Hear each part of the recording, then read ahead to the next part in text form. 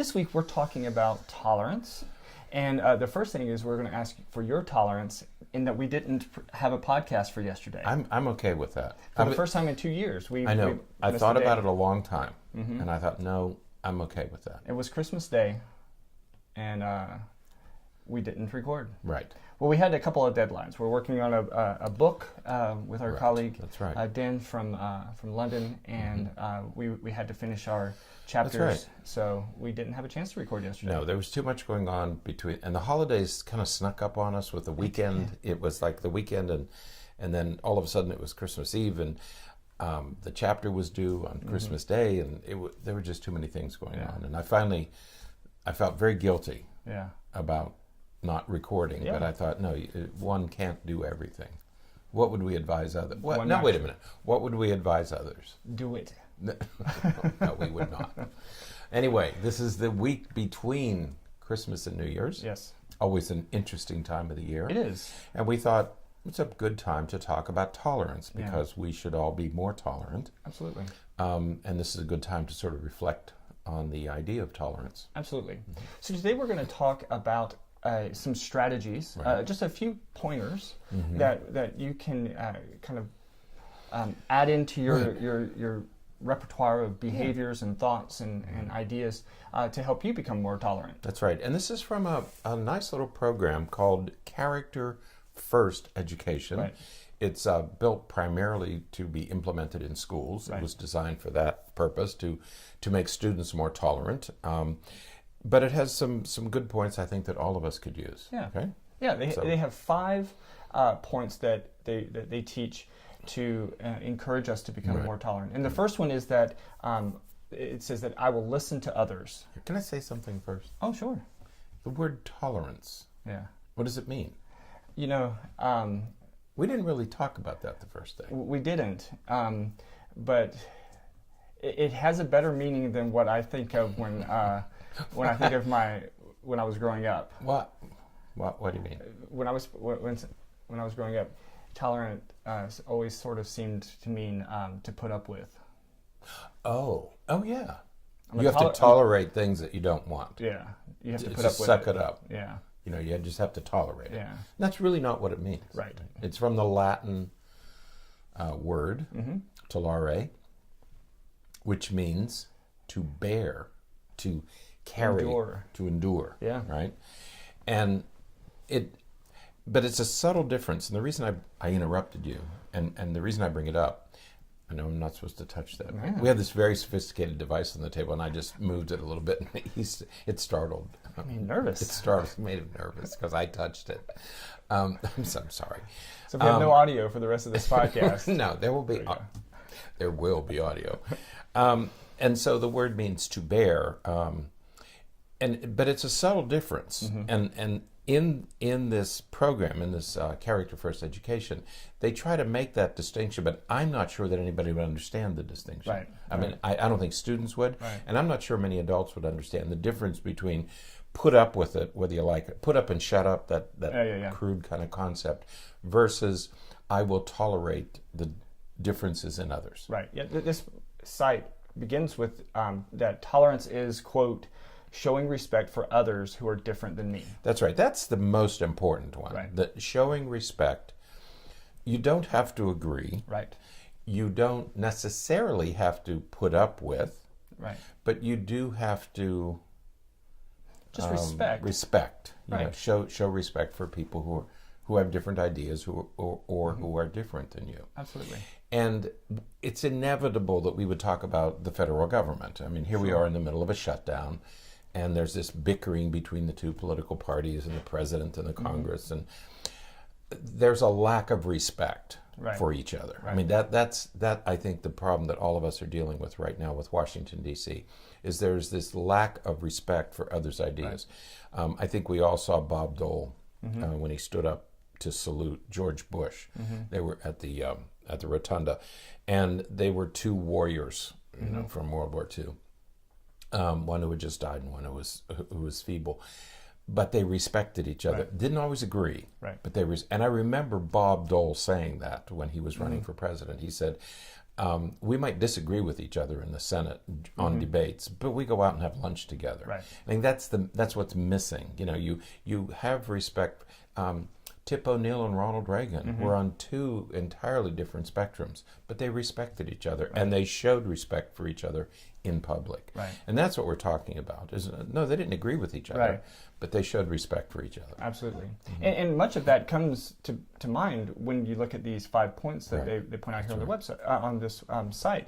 And the first one is, I will listen to others. So listen, that's what's not happening so many times, is that we're not listening to others to see what they have to say. I don't care what you say. I'm not going to agree with you, and we're going to disagree, or we agree to disagree. I'm not going to listen to you. Right. I'm going to talk over you. We see that all the time on the talk shows. So. Yeah. Always interrupting, always, instead of listening to what the other person is saying, it's planning what you're going to say next. Right. And there's a big difference. We did a podcast maybe last year, listening versus hearing. Yes. The difference of really listening to someone as opposed to just hearing that they're talking. Right. Hearing is a anatomical process. Listening is a psychological process. Instead of me trying to understand your point of view, I'm simply going to tell you how you're wrong. That I disagree with you. I know you disagree with me. But let's listen to each other and try to understand. Right. Now, the second one is that I will remember that everyone is not the same. Exactly. Or it actually says, I will remember that not everyone is the same. Right. I don't know if it matters where the not goes, but we are all different. We all come from slightly different perspectives. We all come from slightly different homes. I had a discussion with with someone the other day. It wasn't even a patient. It was someone at home. A relative, and we were talking about how your life informs you based upon your history. Right. And we often say, well, if I was that person, this is what I would do. I can't believe they're making that choice. Right. Well, they're making that choice that's based upon their history. And your history informs you differently, and it's just different. That's right. I used to think that everybody was basically the same, and didn't we all agree on events? And I learned that when I was a teenager, an older teenager and a young adult, and I thought, wow, people have such different perspectives based on where they lived or what religion they were or what country they came from. Right. Vastly different. Right. Number 3 is I will look for ways to connect with others. And this kind of pulls, especially those first two together. And you're going to listen to others, and you're going to recognize that other people are different, and we're going to look for a way to connect with them. That's right. Because even if you disagree on things, or even if you come from different perspectives, there's always a common ground that we can find to connect. We see that on sports teams all the time. We have in high school sports where high schools can be extraordinarily segregated, even within a school can be segregated. But yet you put them on a soccer pitch or a football, into a football stadium or a baseball diamond, and suddenly those differences melt away. They're not quite as important. Okay, so. Yeah, we talk about the difference because my club soccer team right now, they're in their high school season. Right. We went from this group playing together almost every day, to now they're all spread between all these different schools. And so when they play against each other, they meet at the beginning and they're hugging and everything, and then they compete. Right. And then they come back together afterwards, and we get pictures and everything. And it's, I equate that to, again, in soccer, to club and country. Right. They play for these different clubs, but then they come together for their country, for like the Olympics and those kinds of things. So, there's always common ground. A common enemy brings people together. Absolutely. If we were suddenly attacked from another country, all of our differences... 9/11 did that. Right. All of our differences would suddenly disappear. Okay, so all the things we worry about, whether it's race or ethnicity or religion, all that dissolves. Right. So which suggests that they're really not that important. Absolutely. Right. Number 4 is that I will know the difference between what is popular and what is right. Right. And this, again, kind of goes to, it always reminds me of Kohlberg's stages of moral development. Yeah, as we go through life and we work to gain an appreciation of what is right and wrong, we begin to recognize that there are things that everybody does, and then there's the right thing to do, and sometimes the right thing to do isn't very popular.